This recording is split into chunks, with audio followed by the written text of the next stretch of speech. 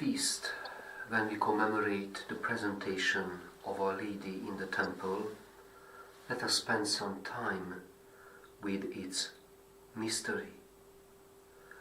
The feast remembers how Mary, from a very early age, dedicated her life to the service of God.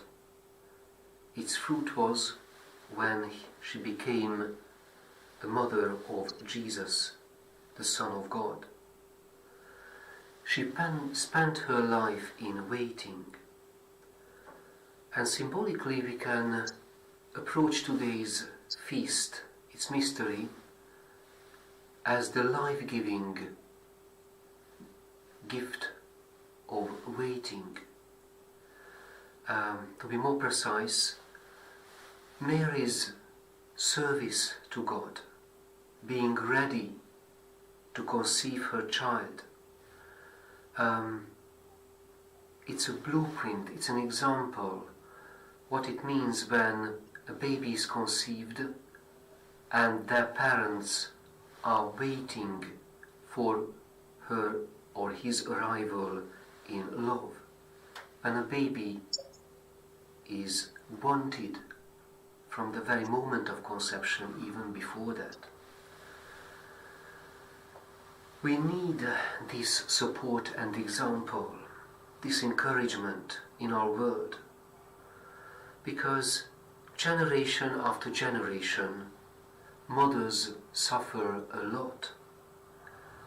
In war-torn regions, when there is a continuous bombardment, when there is anxiety surrounding mothers, finding the need to find a refuge, a shelter from bombing, that anxiety leaves a deep imprint in their motherhood. Their anxiety, that what they experience and what their babies experience in their mother womb, somehow it wounds their future life, their ability to connect, their ability to open up to each other, to the fellow human being. It wounds their ability to trust in the other.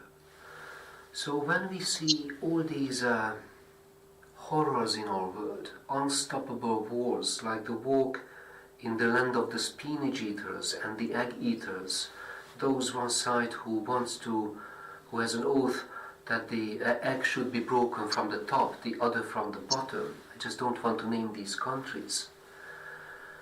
When we see these horrors in this world, is there anyone among the decision makers who thinks of mothers and fetuses, babies suffering, how it wounds the ability of future generations to connect, to love, to reconcile? It's a bit like in today's gospel, when Jesus sighs that if in your turn Jerusalem had only understood on this day the message of peace, our ability to wait for the Messiah, our ability to respond with love and trust, so much depends on the wounds what we receive in history.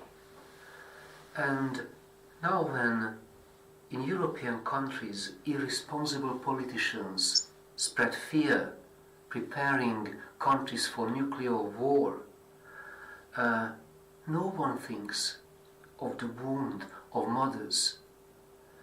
Every expectant mother has the inviolable right to mature and grow their children in peace.